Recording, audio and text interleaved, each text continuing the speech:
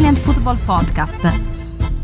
Hello everybody and welcome to the Italian Football Podcast. I'm Carlo Garganese, joined as always by Nima and Carlo. A big show for you today as Inter take a huge step towards winning the Scudetto by beating Juventus 1-0. An own goal from Federico Gatti in a very fiercely contested match at San Siro. Elsewhere, Milan Supersubs turned the game around for them as they beat Frosinone 3-2.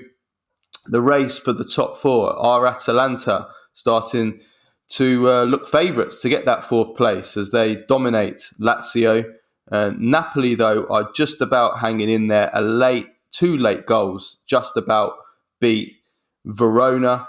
We'll be reviewing all the rest of the weekend action, and we also have some crackers for you on Baggio, Premface and Serie Ass of the week. For all our first-time listeners, this is our free weekly episode that we do every Monday, reviewing the weekend Serie A action and all the biggest talking points in Italian football. If you want to support the Italian Football Podcast and receive all of our content that we do throughout the week, including a weekly Q&A episode every Tuesday where we answer all the questions from our patrons, plus the weekly Thursday midweek review show, plus interviews, post-match reaction and much, much more, then go to patreon.com/TIFP and become a subscriber for just $2.99 a month plus VAT. And you can also sign up to be a paid subscriber on Spotify, and we'll provide the link in the description. Same price, same terms. And for all of you that do listen on Spotify, on Apple, on iTunes podcasts, really appreciate if you give us a 5-star rating, give us a follow and a like. And we're also on YouTube as well. All of that really helps us to grow and do more quality content for you guys. So let's get into today's show. Okay then, the Derby d'Italia, the only place to start. Inter beat Juventus 1-0 in a game which I quite enjoyed watching. Actually, I thought it was a pretty good game. Inter, I think, deserved to win the game, but I thought Juventus did reasonably well. We'll get to it and we'll discuss this from both teams' points of view. But first of all, Nima. I think the big takeaway from this game is that this is a massive step forward and for Inter winning the Scudetto this season.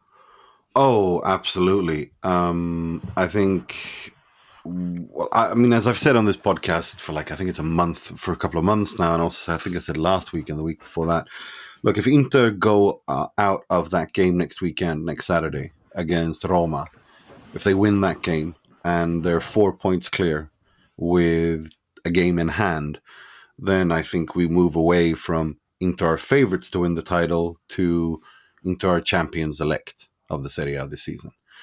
Because after Roma away, they've got Atalanta, Lazio, Napoli and Milan at home. And I don't think they're going to lose all four or lose two of them. Of course, it can happen, but that also means that Juventus have to win every single game they've got as well. So I think we kind of start to put some daylight between Inter and Juve. We can see that clearly now. If Inter beat Roma next weekend, because I don't expect Juve to drop very many points moving on this season for the next until the end of the season.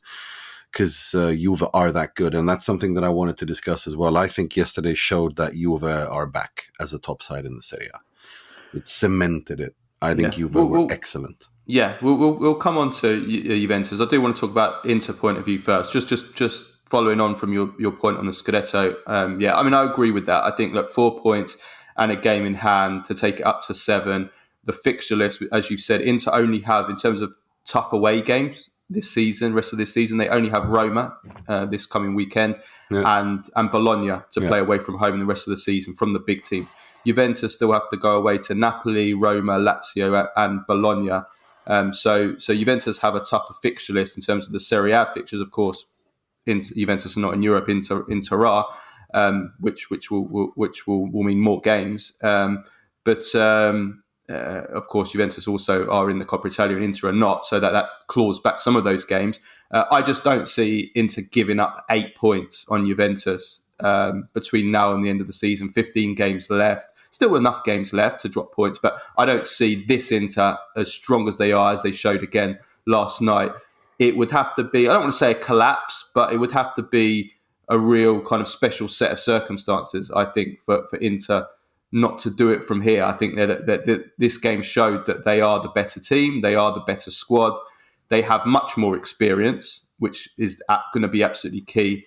It was key in this game, but it was also going to be key going forward. And then you add that to the healthy lead that they will have and the easier fixtures. I think it definitely, Inter are now in an absolutely fantastic position to win the title. And bringing that on to how Inter played in this game, I think that a few takeaways from me. First of all, the back three were all magnificent. Pavard, especially in terms of the completeness of him as a defender, but also going the other way in terms of that he was influential in the goal as well. I mean, he has now obviously had those injury issues, is now showing what a signing and what an improvement he brings to this Inter team from last season. I think exactly 12 months ago, when Inter had beaten it was clear that Milan Skriniar was not coming back. He was leaving on a free transfer.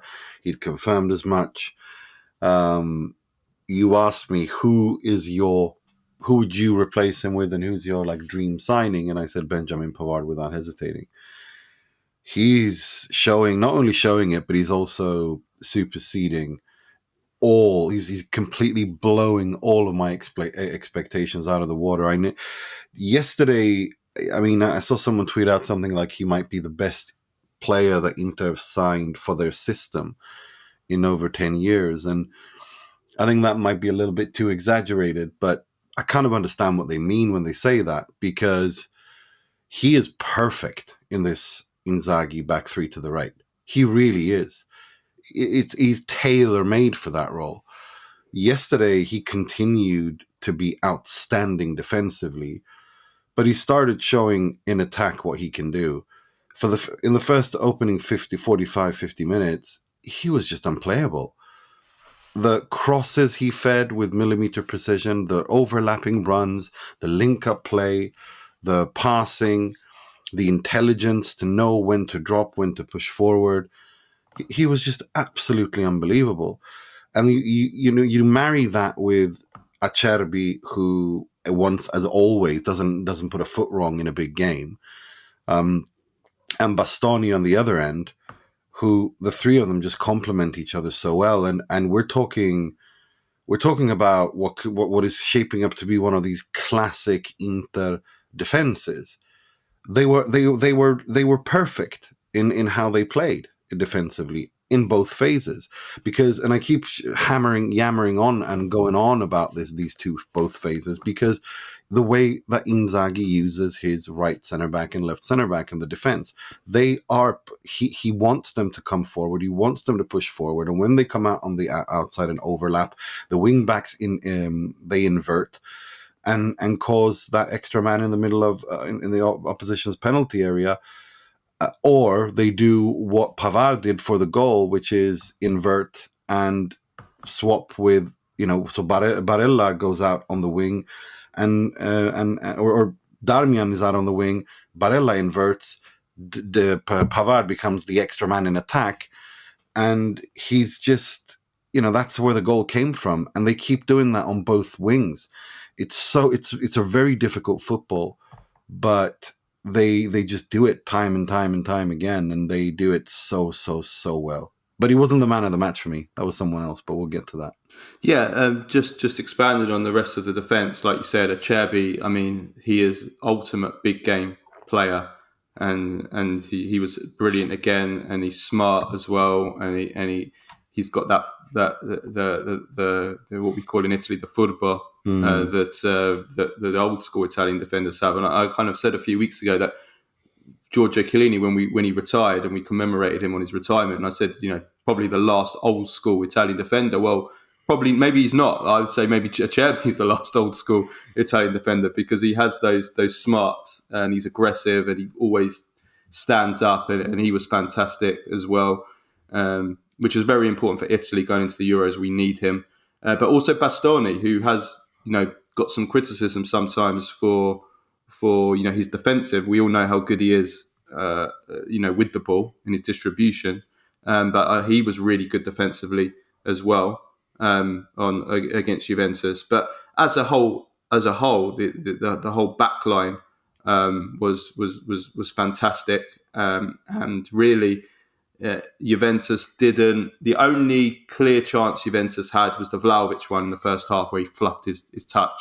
Apart from that, Inter didn't concede any chances really. There was one in the second half where a ball got put across the box. Juventus were a bit unlucky the way that ball fell. It could have been a tap in. There was a Gatti shot that went just wide, but that's it really. And I didn't think Juventus played bad. We'll come to Juventus, but I just thought Inter just were very comfortable defensively, and that's how good the back line is. I mean, it's insane, their record this season.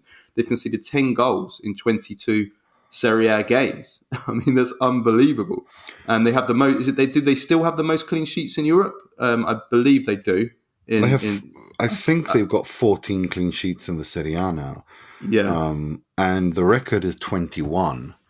And I'm looking at upcoming games, and I don't think that's impossible to beat, to be honest. 50% or more, just over 50% of the games left to get clean sheets. You break that record, so it's possible. But the one stat that I found amazing, that I saw last night, I was watching this on TNT, and they read out a stat that Inter have not conceded a single goal this season in the last 15 minutes of a game. I mean, that is absolutely insane, because that is the time of the game where most goals are scored. It's at the end of the games where teams are tiring, or where the other team are pushing forward and they're taking more gambles.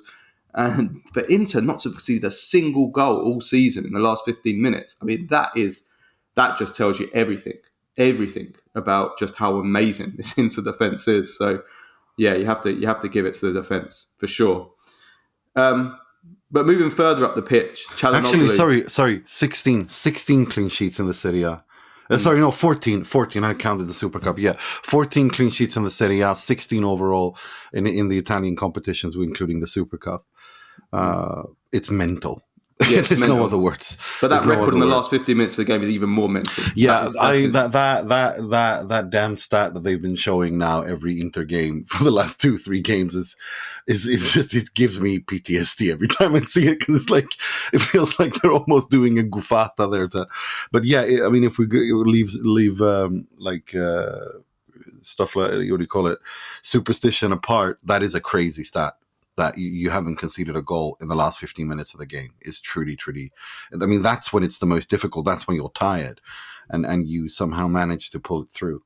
Yeah, exactly. And it's not really the last 15 minutes of the game. It's the last 20 minutes, or even more nowadays. We get some games with 10 minutes stoppage time. So, I mean, that is mad.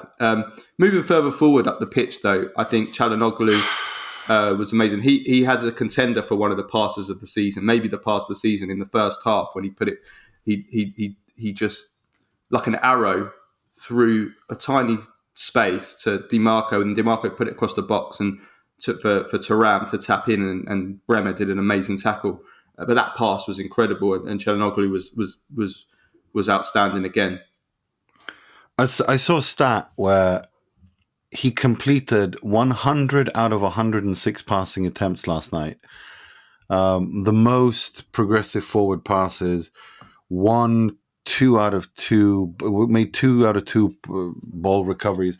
I mean, look, it was, if we leave the stats aside, I had him just behind Pavard for the man of the match in the first half. But then in the second half, the opening 15-20 minutes, he gave a world-class masterclass that the last time I saw an Inter midfielder play like that at the San Siro was Wesley Sneijder. I know they were different roles, but I'm talking about the level of quality. The way he was winning challenges, the progressive passes forward, winning headers, crosses fantastic. He hit the woodwork. Man of the match for Inter by a mile yesterday. And not a single Inter player was bad yesterday. In fact, most of them were good. Pavard and Çalhanoğlu stood above the rest, but Çalhanoğlu was just, he was in the stars. That's how good he played. That was his best game in an Inter shirt. those 15 minutes were just magical, where he just completely dominated the midfield. Did everything, was the brain behind everything. He is now the brains, the hearts, the lungs of Inter's midfield. And I don't think it's even close as to who is the best Serie A midfielder this season. I think he's just a mile ahead. No, I think he's up there in Europe. Yeah, exactly. I really don't think there've been very many players who are better than him. That pass that he played to Di Marco, no, that's insane. That's insane. That reminded me of me when I was under 15 level. I used to do those passes. I mean, that was absolutely insane. That was Platini. That was Michel Platini. Yeah, there's not very many footballers, full stop, that have played a pass like that and succeeded with it. And I'm just annoyed that Di Marco couldn't play the ball a little bit harder and a little bit more in front of Thuram. But we have to give credit to Bremer, who... Yeah, we'll come to Juventus and Bremer. What a tackle. Yeah, we'll come on to Bremer in a bit. He was absolutely insane. But Çalhanoğlu, it was incredible. Di Marco was very good as well. The point I want to make about Di Marco is if after the three defenders and Çalhanoğlu, he was the other, I thought, top player for Inter in this game. And the reason for that is that, and this is what makes Di Marco so amazing, is every game he plays almost, he's so influential. If you count how many chance creation actions that Di Marco is involved in, either in terms of an assist or in terms of a cross he puts in, or in terms of the hockey assist or the hockey pass before a chance, or in terms of having a shot himself, and he had one early on which he kind of didn't connect particularly well with. And he also had another one which he shot wide. I can't remember if it was the end of the first half or the beginning of the second half. He is always so involved in terms of chance creation actions, and that is what makes Di Marco so important and so influential and such an important player, because he's always involved in the actions that are chances. And his delivery is great. I mean, if you see the ball that he put to Barella for Barella's shot in the second half, I mean, if there's a player available in the box in an area, Di Marco will always pick them out. And I remember watching that, and I saw Barella at the far post. I saw Di Marco look up, and the first thing I think this every single time Di Marco gets the ball in an area like that, is I think Di Marco is going to put that exactly where it has to go for the chance, and he did. So Di Marco was really influential in this game. Not everything came off exactly how it should, like as we said with that Thuram one, maybe he could have put it slightly ahead of him and that chance he had, but he's so influential. He's so influential every single game, Di Marco, especially in big games as well. He's been very, very good in big games. You look at the Champions League final, and he always seems to turn up like a Cherby in the big matches. No, he does. He really does. And I thought I got to be honest, I thought he wasn't a bad performer, but I don't think he was one of Inter's best. For me, he was. Yeah, but that's the point. Even when he's not playing necessarily at his best, he's always involved in all the chances and the actions that create chances for Inter. Always. I've just read out 3 of them already, or 4 of them already, right there. So that is what makes him. He's always involved, and that's what makes him so important for Inter. No, absolutely. And no, look, it was just one of those games where it all came together for Inter, and I think they should probably be kicking themselves that they didn't win this by a bigger margin. That's the only negative, I'd say, because I think they created more than enough chances to win this. They had the chances to kill the game off with those 2 chances. But also during the first half when Pavard's cross to Di Marco and he miskicks it, and I mean that was also. I mean, those things will happen. I wouldn't say that was a big chance. And also, I thought Inter's goal was a little bit fortuitous, the way that it obviously went in. It was an own goal after all, but Inter definitely deserved to win. They created the big chances. They created more chances. They had more control of the game. They were good. I wouldn't say they were outstanding, but they were very good. And I thought that everyone generally played well. The only negative was Lautaro. I thought he was pretty poor. He looked a bit tired again, so they have to keep a little eye on Lautaro. I think this was a different game for him, though. I think this was a game where he was fighting. His job was to hold the ball up, was to get in there and get stuck in and win challenges and help the midfield out. I agree that it was not one of his better games because he missed simple like ball touches and he missed simple passes, which you usually don't see him do this season. But I didn't think he was bad. I don't think any Inter player were bad. I think everyone was good. It's just that I think this was the night where Çalhanoğlu and Pavard touched the stars. I think they were just unbelievable. And I think Thuram had a very good game as well. I think you have to give it to him. I mean, he just continues to deliver in big games. He just continues. You talk about big game player. This guy just continues to come up good for Inter in these important games. And I also want to give a special mention to Mkhitaryan, who is one of the most intelligent footballers that I've seen wear an Inter shirt. And also Barella didn't have his best game, but he did do an outstanding pass for the goal. I mean, he made that little chip pass. Yeah, most people won't even see that or do that kind of pass. He executed that well, so that was just the bit of quality shown. Let's move on to Juventus, though, from the Juventus point of view in this game. I've seen quite a bit of criticism, and not just from Juventus fans, from all kind of non-Inter fans about Juventus's performance and Allegri in particular, which I think is a little bit harsh, if I'm honest. I actually thought that, and remember, I have the highest standards possible when it comes to Juventus or any Italian team that I'm watching, because I was brought up in an era when Italian football and Juventus were world class, and so I do have high standards. But I thought that Juventus competed pretty well in this game. I thought they were well organised generally. They didn't make it easy for Inter to create clear chances, and until they pushed forward at the end looking for the equaliser, and they left gaps as a result. In which case, Barella and Arnautovic had those really big chances. Inter didn't really create that many clear chances. They created chances, but not clear chances. I think physically and aerially they matched Inter.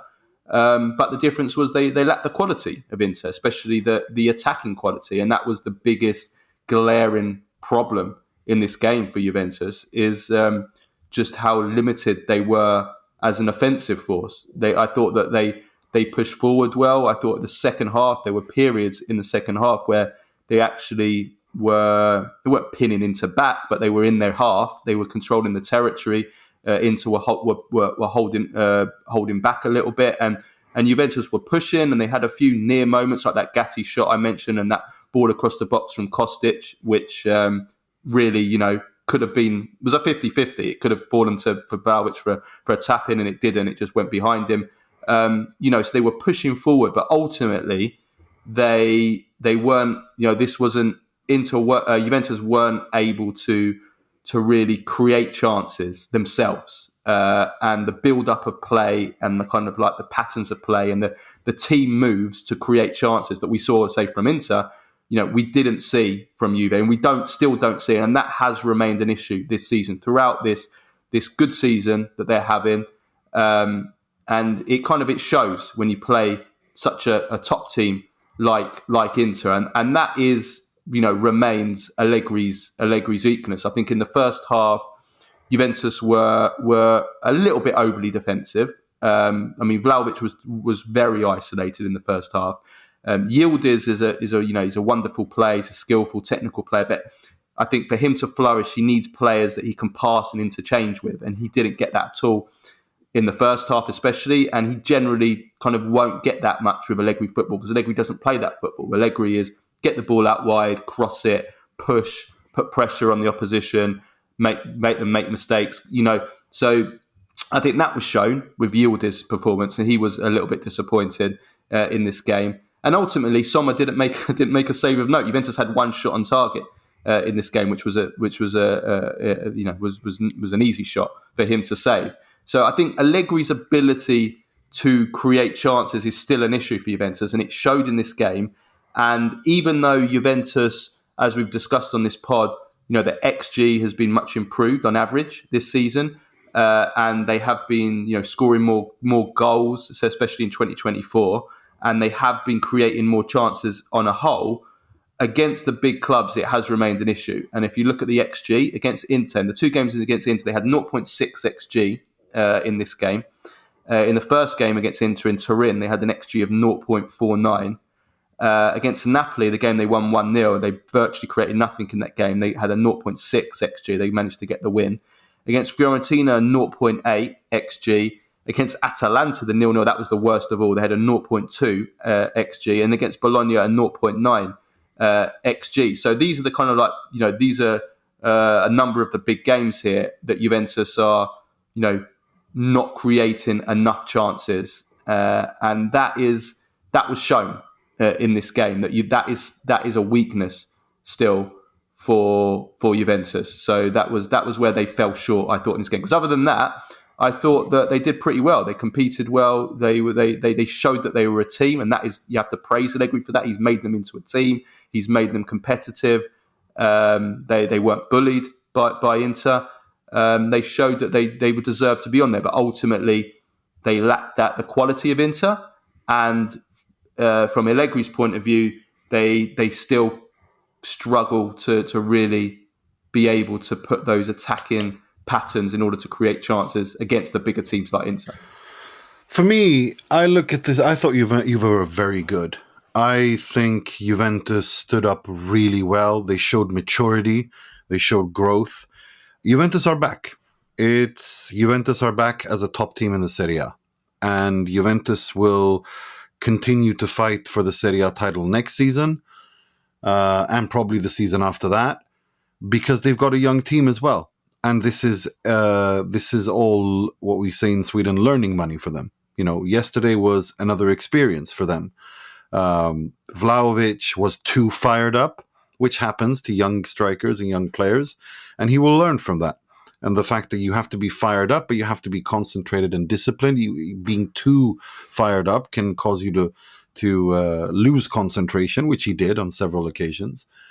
But Juventus showed that they are back as a top team in the Serie A, that they have a serious project moving forward, and that it's a serious project built on a defense where I don't think we're very, very many months or matches away from discussing whether Bremer is the best central defender in the world. Danilo was excellent again, as to the right of that back three. Wojciech Szczesny was the man of the match. He's the reason that Juventus don't lose this by at least 2 goals. I don't think he's necessarily the future, but it shows what identity this Juventus have, what the maturity that this Juventus squad and group of players have shown and continue to show. And I think Allegri showed once again how he tactically is a world-class manager. The way that he controlled, the way that he adapted to this game, and the way that he, both Inter and Juve showed that although Inter are far more better than it this season, because they're much more readier and mature in their growth, about suffering, knowing how to suffer. That's the hallmark of a big team, knowing how to suffer in difficult moments, and knowing that despite when you're suffering, when the chance comes, you can hurt your opposition on the counter attack. And Juventus showed that they could do that throughout, and I was very impressed by that. This was a top class Inter v Juve game. The intensity of the game, the quality, the tactical quality, the individual quality.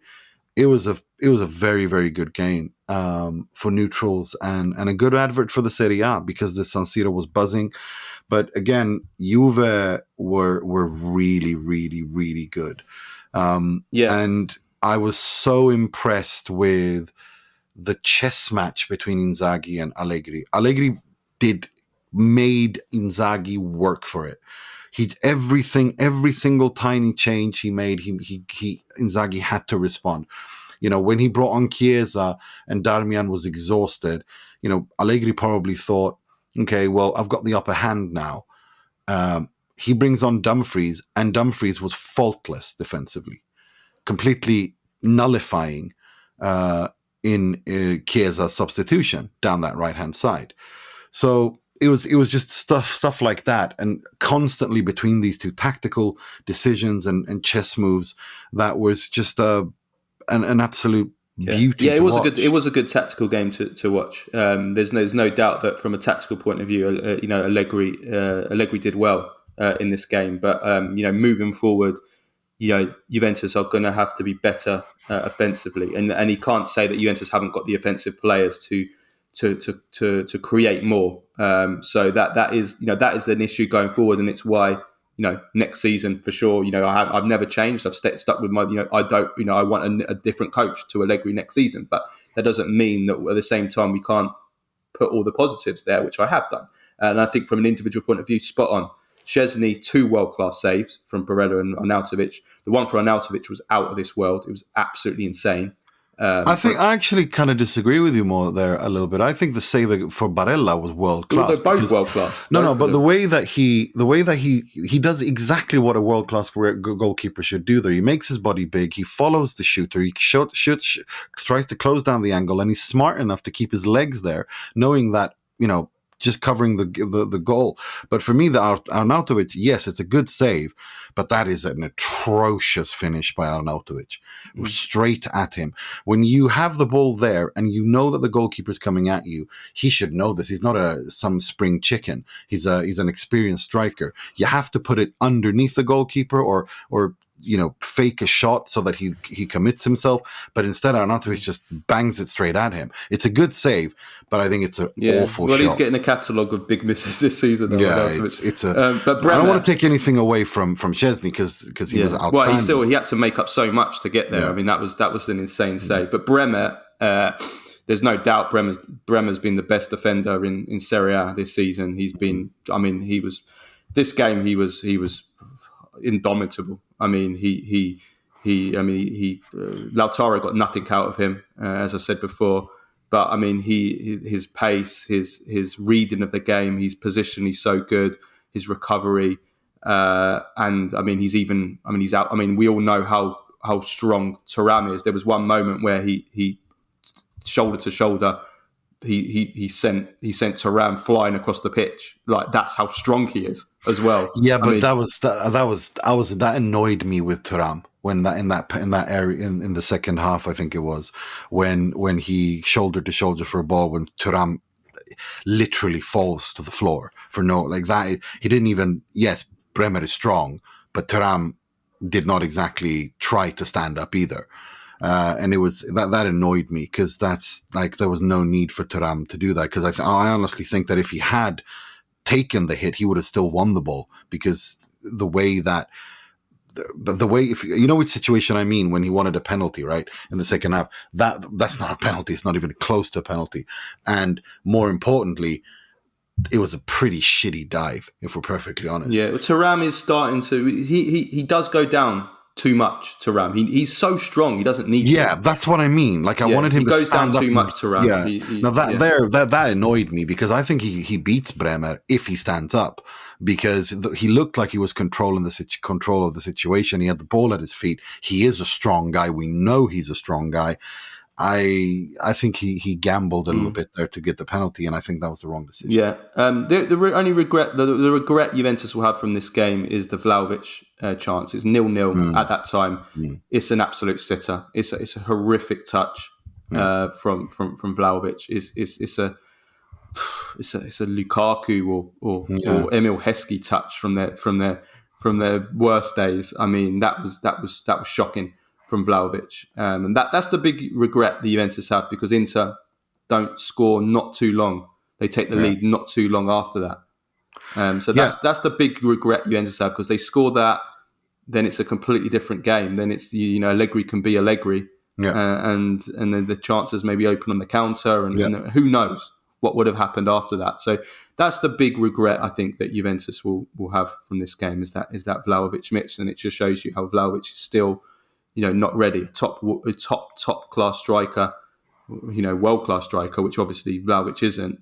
right Not yet. now. Not yet. Is No. But he's in the right direction. He's going in the right direction. I think his link up play has improved incredibly. He's winning. His learning to play with his back against the goal has improved. But again, he's not exactly 30. He's not exactly the most oldest guy on the pitch. He's still a little bit inexperienced, and it shows. But these are things that go away with time, so I'm not too worried. And I think yesterday he showed he was too fired up. He was too fired up to the point where he was. It affected his concentration level. Yeah, he gave away like 4 free kicks in the first and he could have been 15 minutes. Yeah, he could, and the referee gave him chances to cool down, and he still didn't until he gave him a yellow card, and that's when he cooled down, and that's when you're thinking, well, another referee, you can get sent off, and then you put your team in all sorts of trouble. But again, I chalk down that down to inexperience. To be honest, I think that's the kind of thing that you grow. The more games like this you play, the more you learn from it. To be honest, and I'm not too worried about that. Yeah, let's move on anyway. At least we had no rat effing in this game, except for the yellow card on Simone, which is ridiculous. But other than that, I thought, what's his name? I thought Maresca was good. I think he had a good performance. I think he was very clear. For once, Maresca was good in his communication to the players. He didn't allow this to deteriorate. He was on top of it on every situation. He was very well positioned for every single major call, and that's why he immediately made his choice. He was assertive in his decisions, and so as soon as the players looked at him, he was already showing why he made the decision. And I think that you have to do that in these games. Yeah, absolutely. Right, Milan, Frosinone, Milan with a late comeback to win 3-2 and close the gap on Juventus in second place now to only 4 points. And it's down to the super subs again. And that man, Jovic, who does it again as a super sub to score the winner, Poacher's goal. It's now his 7th goal in 2 months. 4 of them have come in the last 10 minutes of games. I mean, he has become the super sub of Serie A now.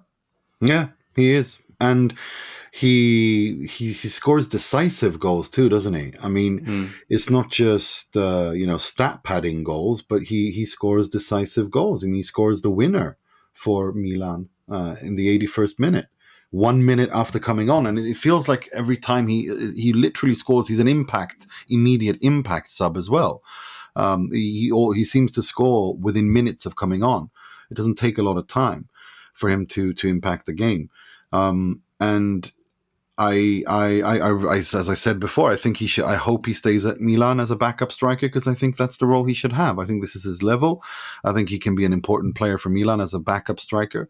I don't think he's good enough to be the starting striker, but the way that Milan play, his killer instinct in the box pays off time and time again. No, look, I hope that Milan can afford to buy him. Whoa. Yeah, it's not unclear kind of how much they actually have to pay for him, but I think that I mean, he's shown in the last 2 months. I mean, how many goals he's scoring. Giroud, I thought, was also important in this game.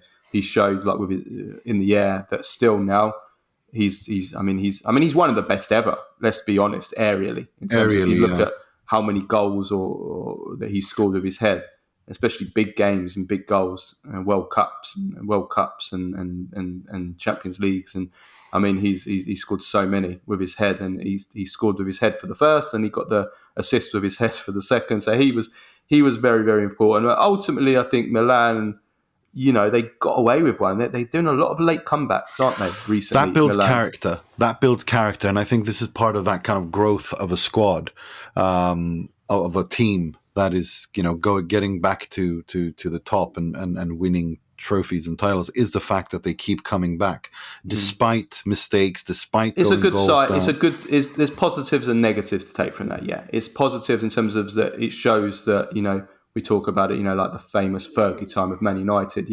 It's not a coincidence if you keep scoring late goals and late winners. That's down to being a good team and having character and being mentally strong and never stopping and being well conditioned to keep going at the end. And all those qualities, and your subs being good as well, as having players off the bench that can make the difference. So there's positives, but there's also negatives, and we have to talk about the negatives because again, it shows. I mean, Milan's defence is just not good enough. It's not good enough for a team that wants to be challenging for the Scudetto. They've conceded another 2 goals here. Again, just too easy to open up, too easy to play through, can't defend their box, conceding too many chances. I mean, they've conceded more goals than anyone in the top half of Serie A this season. You have to go down to Monza in 12th to find a team who's conceded more.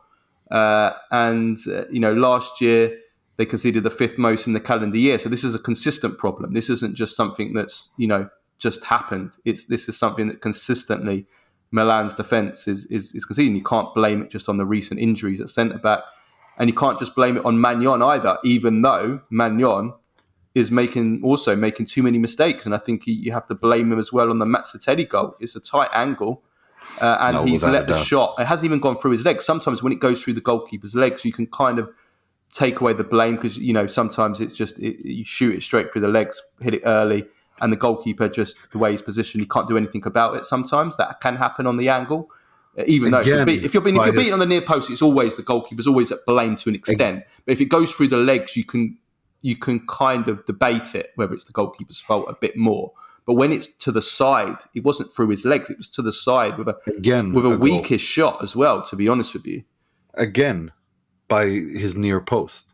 This is a problem. This isn't just one odd thing that happens every now. This is now consistently. Mike Maignan has a problem with shots that he concedes in his near post, whether it's left or right. I thought it was at one point it was his near right post, but no, there is an issue. I think it's a positional issue. I think they need to find a goalkeeping trainer who can work with him to improve on that.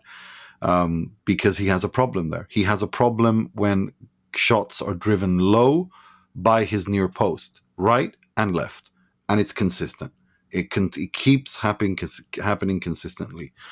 So it's something they need to work on. Whether it's his positioning that's wrong, or if it's his read of the game, or whatever it is, he has an issue. And the Serie A, these strikers and attackers, they know that. They are like sharks. They can smell a drop of blood in the water, and they know that he struggles there, so they will pepper him with shots down there. Just like old teams did on Handanovic with long shots. I mean, Allegri was a master at that. I used to laugh at how Juventus players used to take long shots to test Handanovic just because Allegri told them to, because he knew that they couldn't, and that was a weakness for him with rebounds straight out. This is the Serie A. They know if they find a weakness, they will push it, like they will ruthlessly exploit it, and he has a weakness there, and they keep doing it, and they keep shooting there. But look, the Milan defense is a bit of a mess. They do have, let's be honest, they are also a little bit depleted, but that still doesn't count for the what I think is a structural issue. I think Milan's defense is hollow, and that is a structural issue. That's on Pioli. There is a problem there, that this team leaks too many goals, regardless of Maignan. I think there's a structural issue where teams are able to exploit Milan's high press, and because Milan are a little bit unbalanced.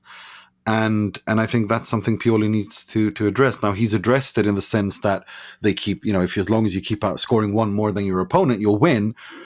But Milan should not be conceding this many goals. They really, really shouldn't, regardless of Maignan. And I think they're way, way, way too easy to carve open Milan. Yeah, they are. And they're not going to be able to, that's the point I'm making, they're not going to be able to keep making these late comebacks. You can do it, but you can't keep doing it.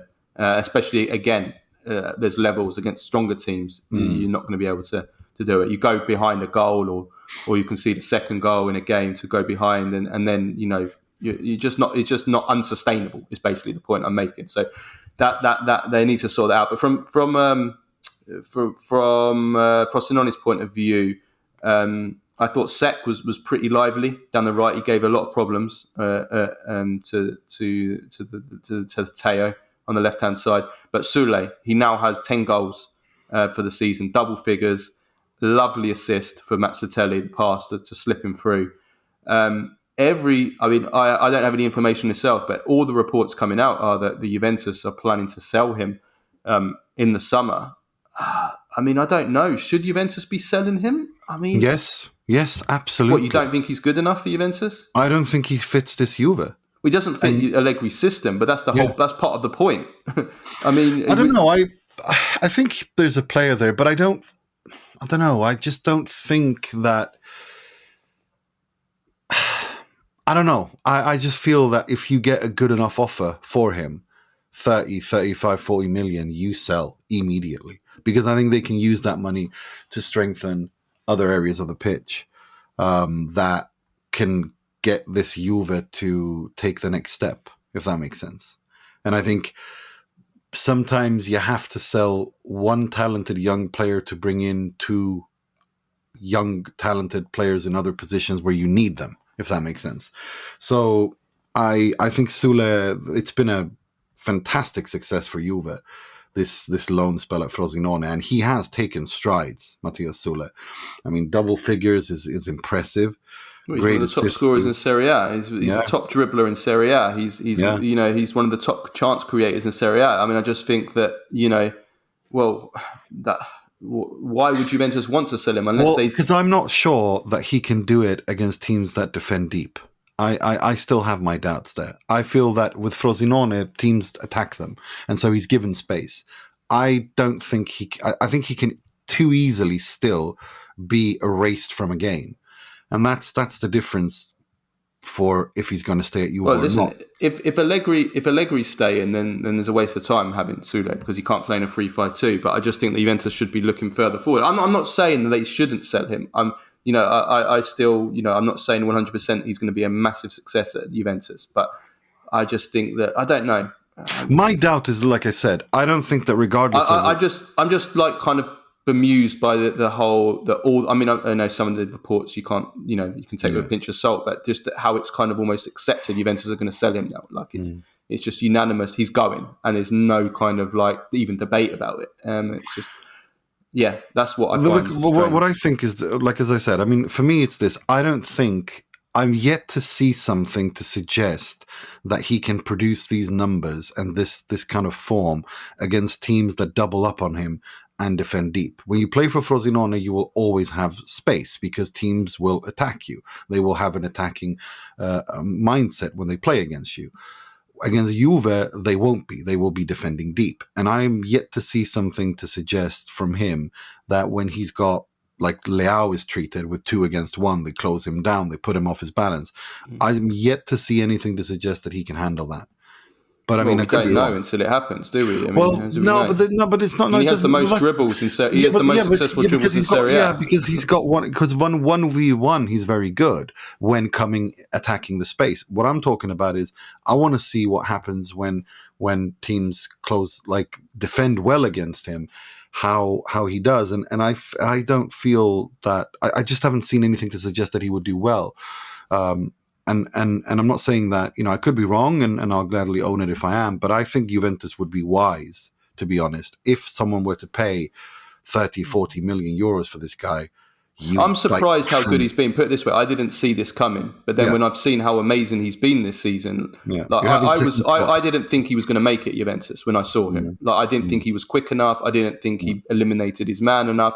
I didn't think he had the dribbling in him that he's then shown. To be the number one in your league at dribbling, you have to be a fantastic dribbler. That's not just by chance or circumstance or the type of game that you're playing. And I think there's a big chance. I think there's a big aspect of it, to be honest, because to be fair, Frosinone push teams back. They dominate possession as well. And Juventus are hardly a team that dominates possession anyway. But anyway, we'll see. We'll see what happens. Atalanta are now, I think, the favourites for the top 4 after they dismantle Lazio on Sunday, completely dominant. They win the game 3-1. and they're in fantastic form now. It's their fourth win in a row. They've won 9, drawn 1, and lost one of their last 11 games. They are starting to take this fourth place by the scruff of the neck, and they are threatening to make that their own and to pull away now. Are they favourites for you now to finish fourth, Nima? Yes, they are. They really, really are. I was so impressed by that performance against Lazio. How controlled they were and how they've grown this season through, like, not at the beginning of it, but into the season. They've taken strides and steps and take games to the opposition and are starting to reminisce of the way they attack. Reminisces me. It sends reminders of an Atalanta that when Atalanta are at their best under Gasperini, when they swarm teams. They're not there yet, but they're not far off. And I thought, look, Charles de Ketelaere was just so good again. The funny thing with him is, despite scoring twice, penalty and a good goal from open play. Yeah, very good goal. The second one. Yeah, the second one, and then that that secondary assist prior to the Pasalic goal.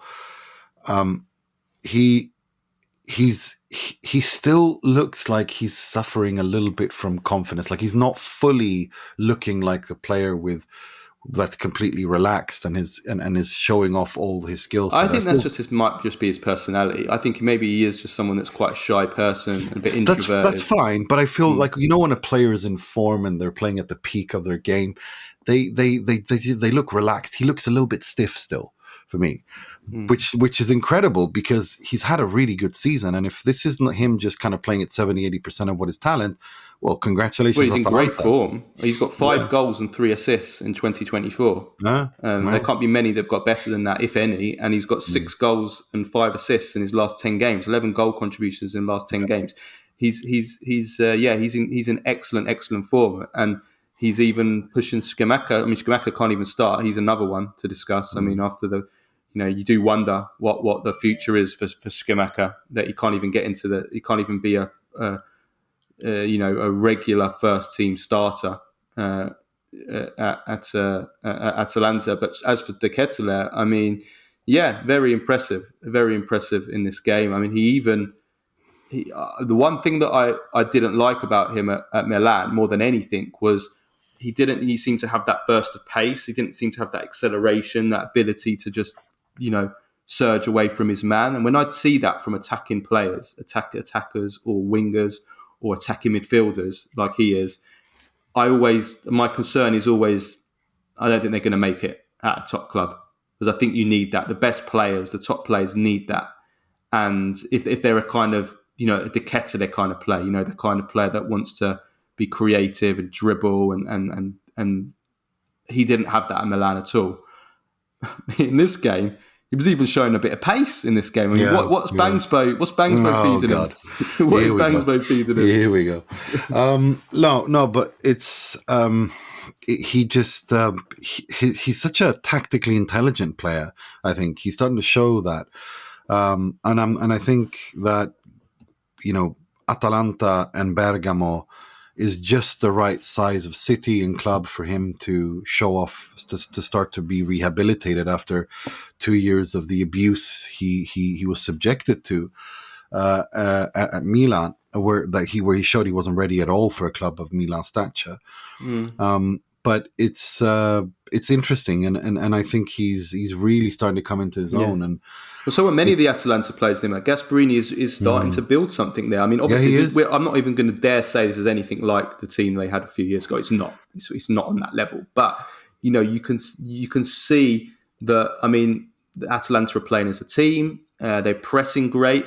Everyone knows their role and function. They're aggressive. They run.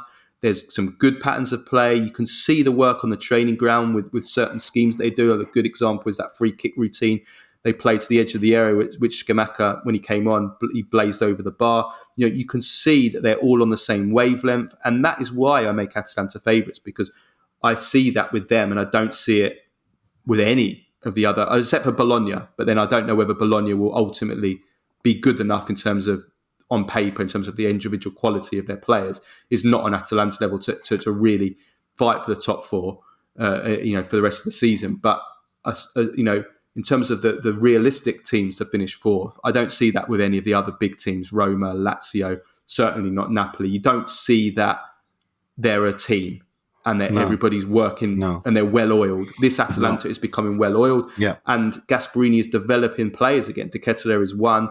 But, if we look at, Scalvini was very decisive offensively again. We only ever talk about him in an offensive sense. He had the assist for Pasalic. He won the penalty. But also other players. Coop Miners and Ederson are, I think after Inter, they're the best. They're the best centre midfield in the league. Those two, after Inter's mid-centre midfielders, those two have been fantastic all season. Both of them, brilliant.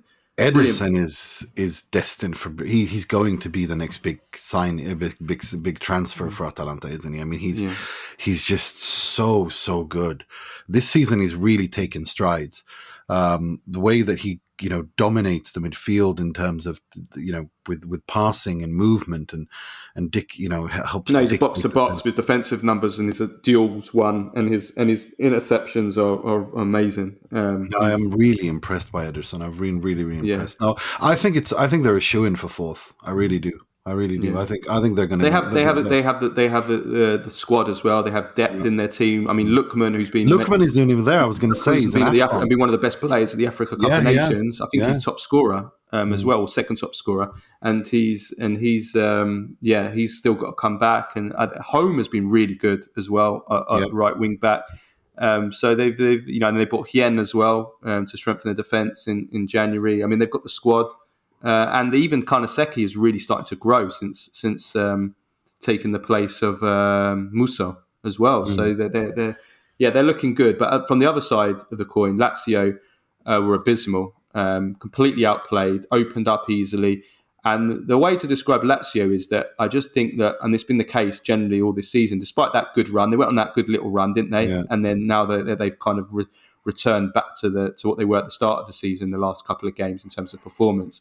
Is you just look at every department on the pitch and none of them are working.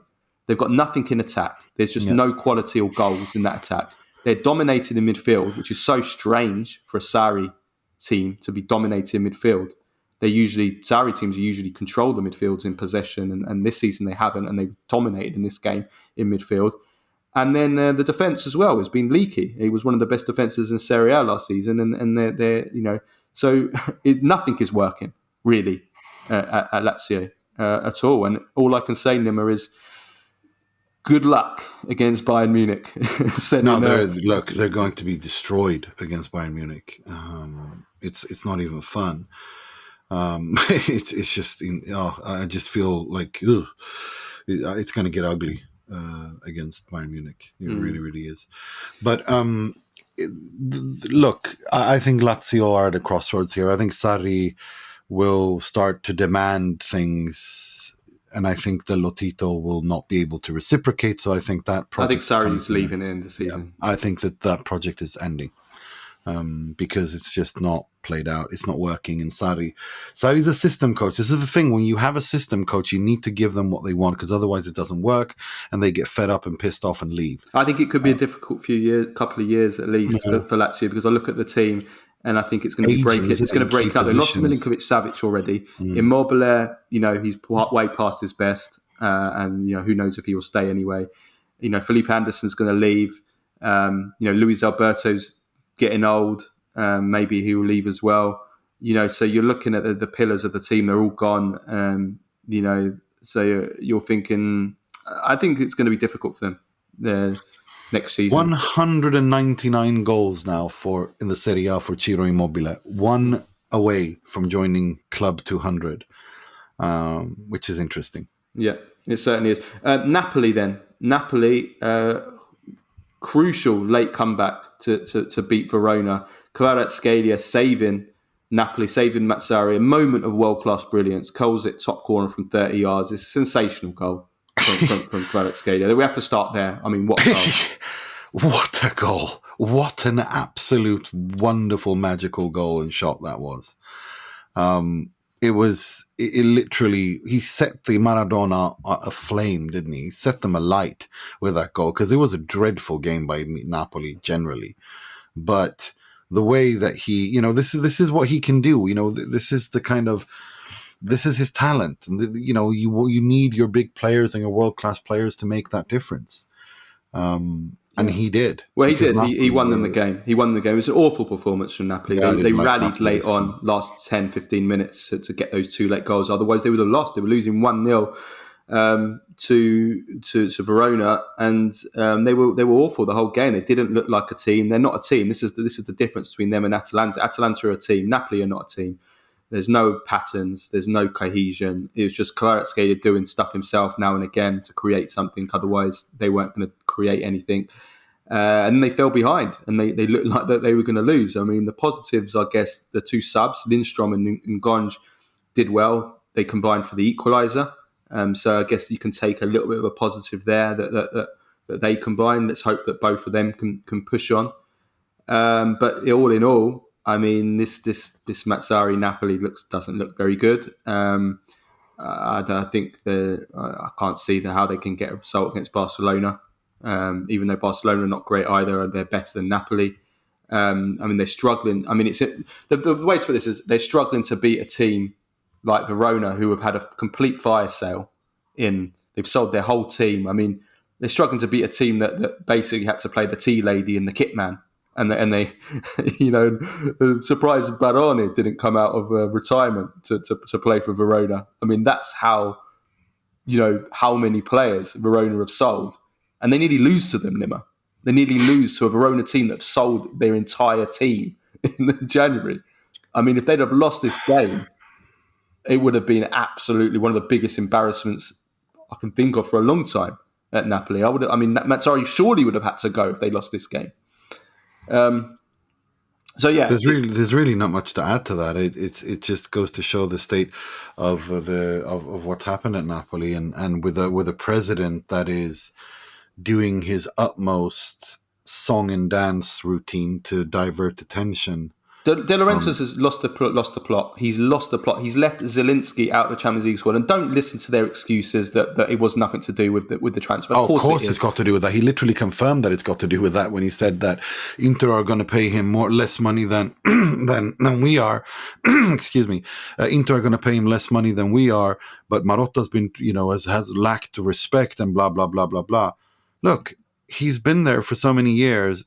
And now he wants to go, and you're not exactly very good at, building or treating these players with the respect they deserve. Look at how you're treating Kvaratskhelia. Look at the way you've handled the Osimhen contract situation. Look at how you've handled replacing Giuntoli and Spalletti. I mean, it's just. But leaving Zielinski out of your Champions League squad is just madness. That is cutting off your nose to spite your face. Yeah. Really is. Their centre midfield is already weak. Cajuste was horrific in this game again. He's an embarrassment. He is. He needs to leave. I mean, what the hell are they going to do against Barcelona with Pedri and Gundogan in centre midfield? They're going to play Cajuste against these two guys in the Champions League? Why would you let Zielinski? Why would you take Zielinski out of your squad? It's madness. It's absolute madness.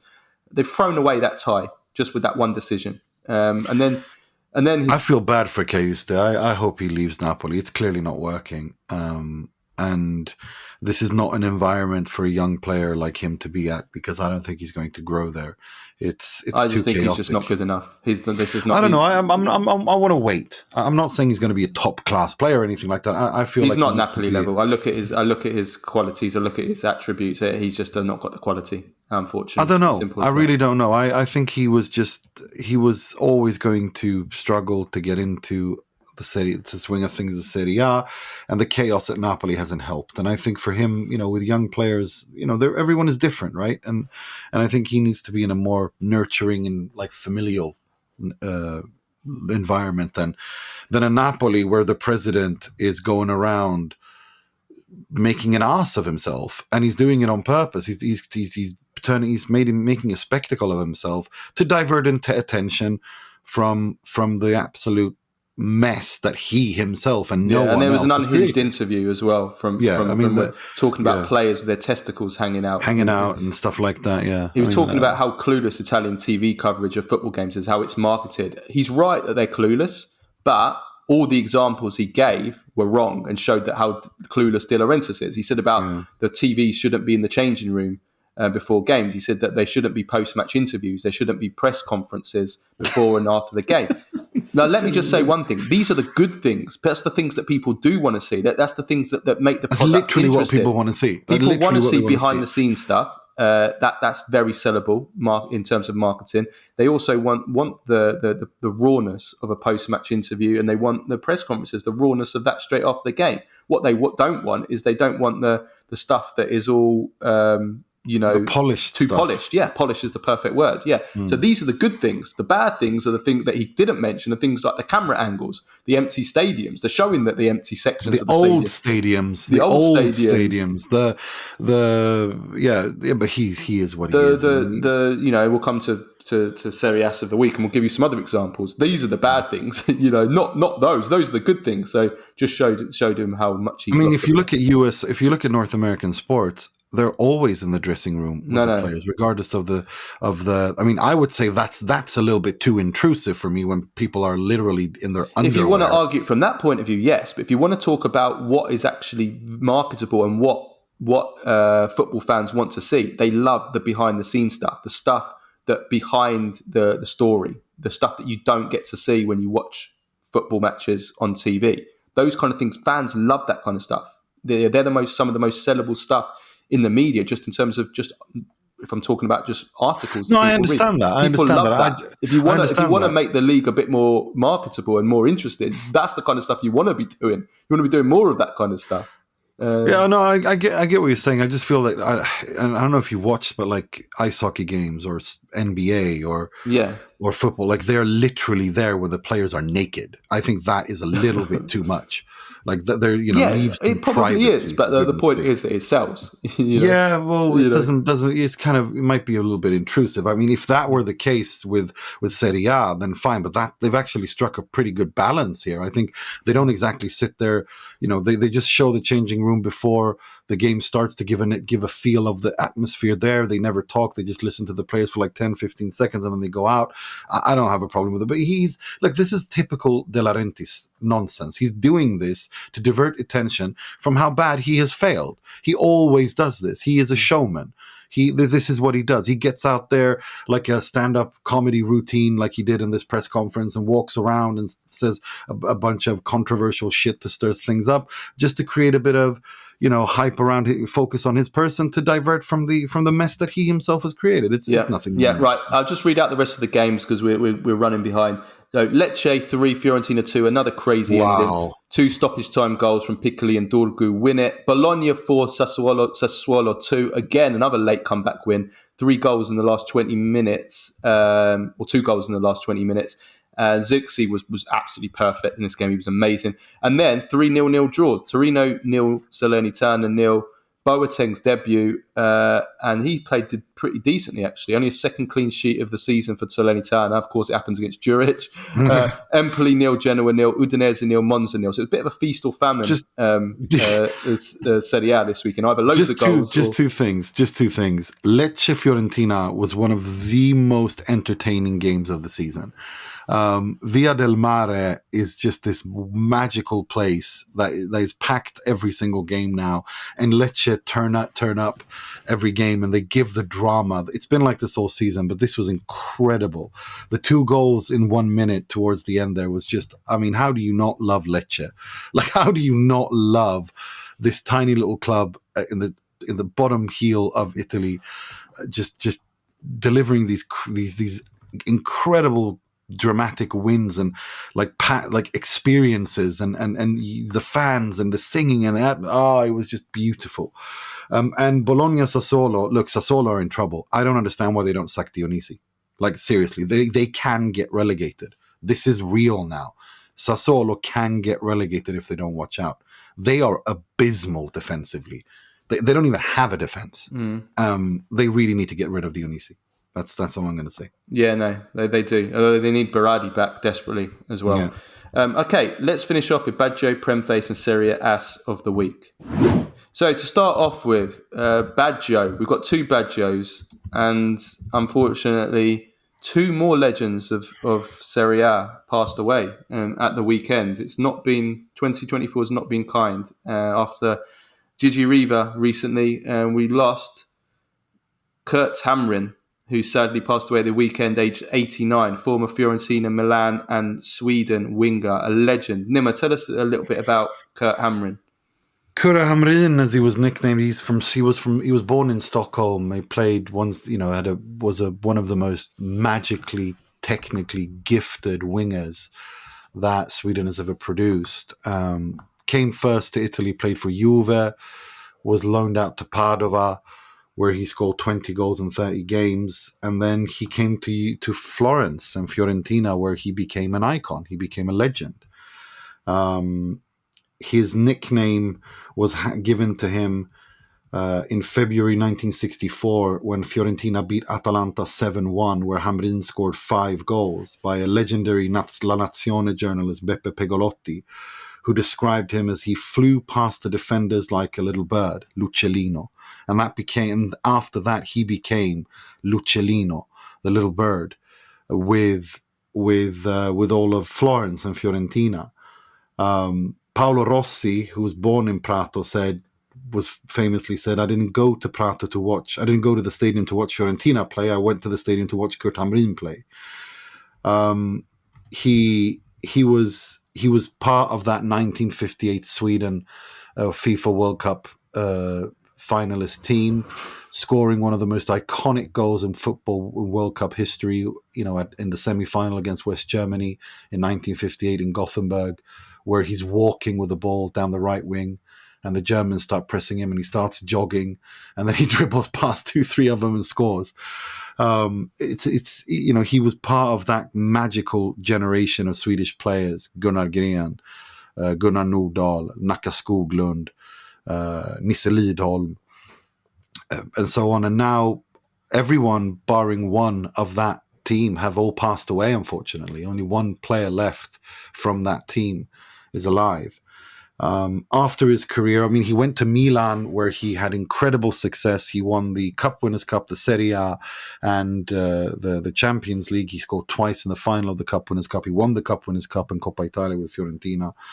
But the thing is, he, after his career, he bought a house near the quartiere, the area of Coverciano near the stadium, and became, for all intents and purposes, forever as a Fiorentina fan.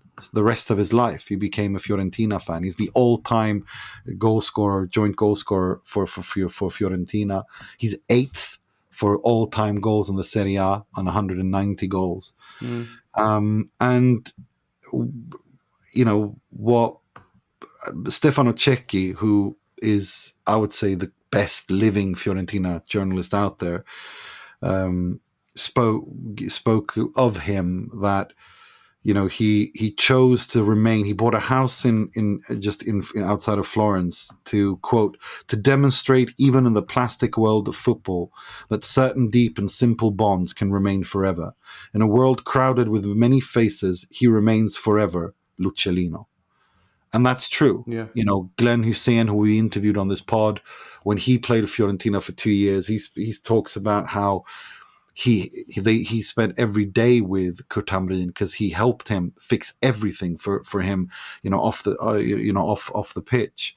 He was a truly, truly lovely man. His wife Marianne used to welcome people to their home, fans and journalists alike. Lovely, lovely, lovely man, and an absolute legend and icon. Yeah, that's beautiful. Beautiful from Nima there. And he was a great winger as well. I've watched a few games of him. There isn't that much footage of him. He was a fantastic winger, tricky, fast, great dribbler, and Mr. Nutmeg he was called. Yeah, Mr. Nutmeg. That was his specialty. The nutmegs. Yeah, he was a great player. Did he do them? 4 goals in the 1958 World Cup as well, which shows how important he was in that tournament. We also lost Giacomo Losi, who died at the age of 88, and he is a legend, Roma legend. He played 15 seasons for Roma in the 1950s and 1960s. He was nicknamed the Cuore di Roma, which is the heart of Rome. And he made more than 450 appearances for Roma, which was an all-time appearance record for Roma, which lasted almost 40 years, 38 years, until it was beaten by Francesco Totti in 2007. And he was part of the Roma team that won until Jose Mourinho won the Conference League in 2022. He was part of the team that won their only European trophy ever, which was the Intercities Fair Cup in 1961, which was that was the UEFA Cup. Basically, it was the predecessor to the UEFA Cup. It changed its name. So he was he won 2 Coppa Italias. He played 11 times for Italy. He was part of the Italy team in the 1962 World Cup, and he was like an adopted son of Rome. We talk about Rossi and De Rossi and Francesco Totti and being kind of legends of Roma, where he was kind of on that level, but not Roman born and bred.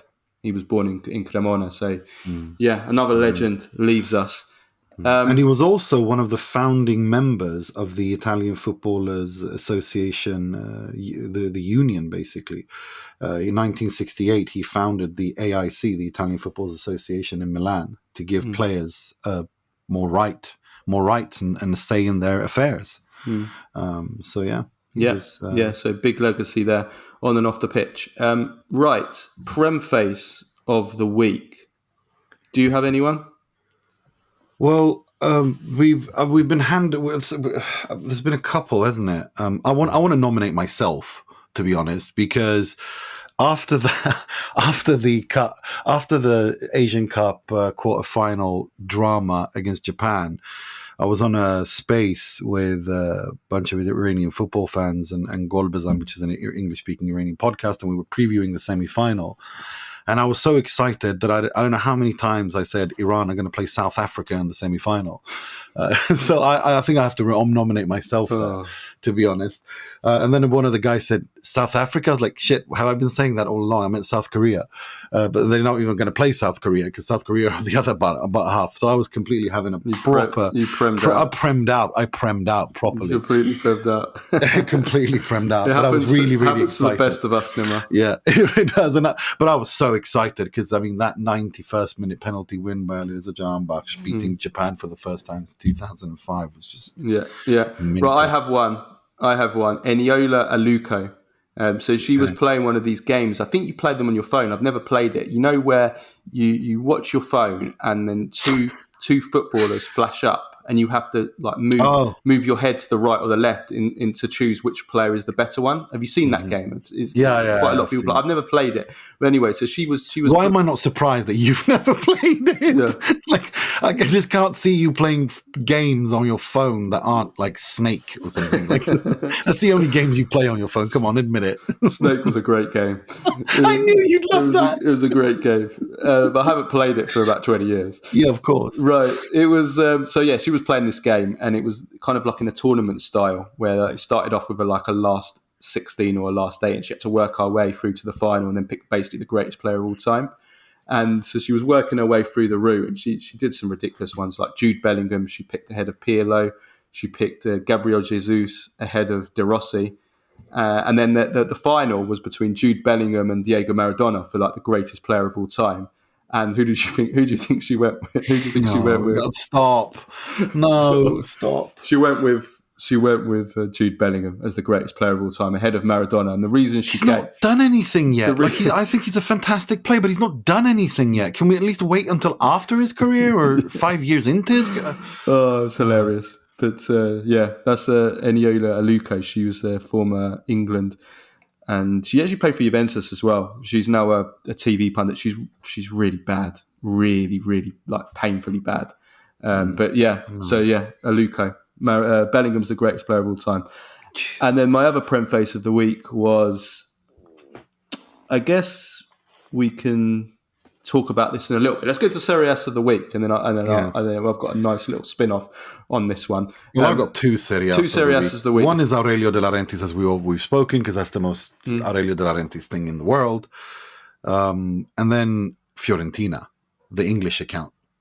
When your all-time goal scorer has just passed away, and you get his first and last name wrong, Kurt Hamrin, and you leave it up, and you don't delete, you don't edit, you don't change, you don't do anything. It's just, I don't even know what to say to that. That's embarrassing. That's like you messaged me saying that's like after Bobby Charlton died, Man United tweeting, rest in peace, Blobby Carlson. Like it's embarrassing. It really is. It's insane, and we shouldn't be laughing at something like this. No, but it's such a. It's insulting. Come on, it's insulting. It's insulting, and it's just Italians, life jackets, Titanic. I mean, why can't Italians spell? Is it this something about Italians cannot spell? No, they can't spell. Last week it was Inzaghi. They called him Inzaghi. Yeah. and now it's the first name and the surname. Yeah, it's not one but two. How is that really even possible? I don't know. It's just, and we're not talking about some like random, like we're talking your all-time great, like number one goal scorer. Like that is a name you should know off by heart how to spell if you work for the comms department at a football club. Good. And the other Serie Ass of the week is the Italy national team, the FIGC, announcing friendlies in the United States during the March international break against. Luciano Spalletti asked for two of the biggest European teams so that they could prepare for the Euros and test the players, and he got Venezuela and Ecuador. That's what pisses me off the most, to be honest. I don't mind the level of opposition. Yeah, that annoys me more than. No, I don't. Look, I get that they want to play, and there's lots of Italian Americans and people with Italian heritage in the US, so I don't have any problem with them playing there.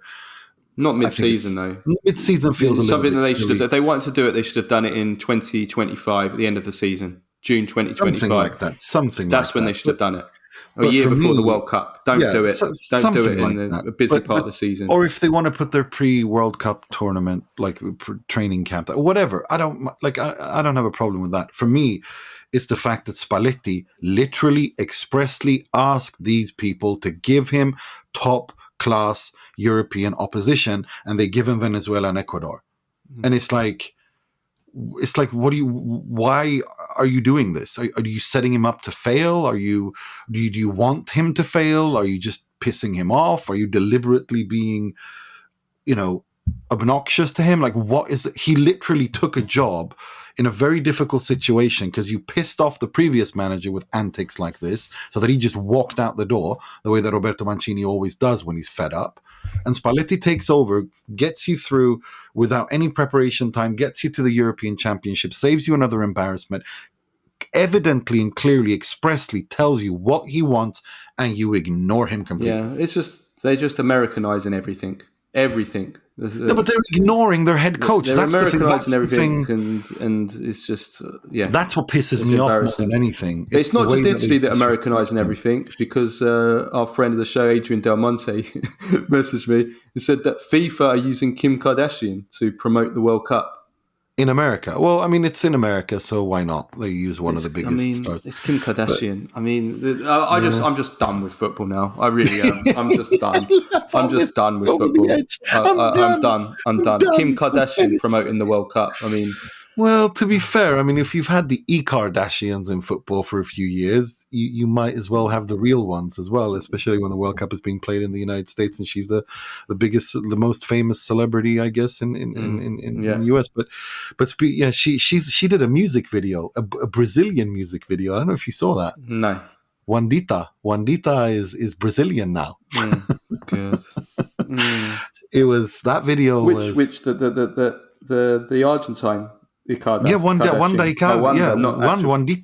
Mama Wandita, Mamacita. She did a gangster rap video, a Brazilian one, and it was, yeah, it's wild. I bet it was wild. I'm sure it was. Okay, right. Let's leave it at that. We'll be back on Tuesday for the Q&A, and then Thursday for a Thursday midweek review show. Have a good week, everybody. Until next time, ciao, ciao.